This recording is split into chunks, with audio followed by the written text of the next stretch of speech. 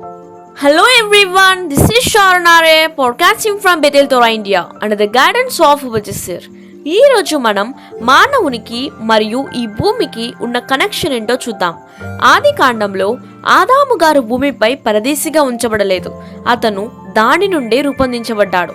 ఆదాము గారికి భూమికి ఎడబాటు లేదు, కానీ ఒక బంధం ఉండేది. ఆదాము గారు తప్పు చేసినప్పుడు ఆ బంధం దెబ్బతింటుంది. ఆదికాండం 3వ అధ్యాయం 17వ వచనంలో నీ నిమిత్తము నేల శపింపబడినది. ఆ శాపం కేవలం ఆదాము గారి మీద మాత్రమే పడలేదు, భూమి కూడా ప్రభావితమవుతుంది.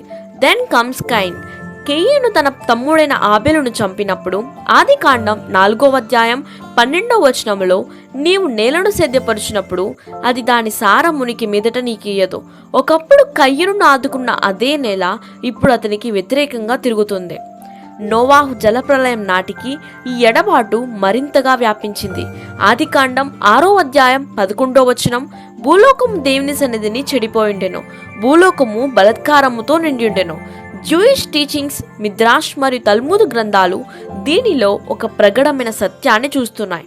మానవుడు ఒంటరిగా లేడు, అతను భూమి నుండి ఏర్పడి దాని చేతనే పోషించబడి ఆధ్యాత్మికంగా దానికి ముడిపడి ఉన్న వ్యక్తి.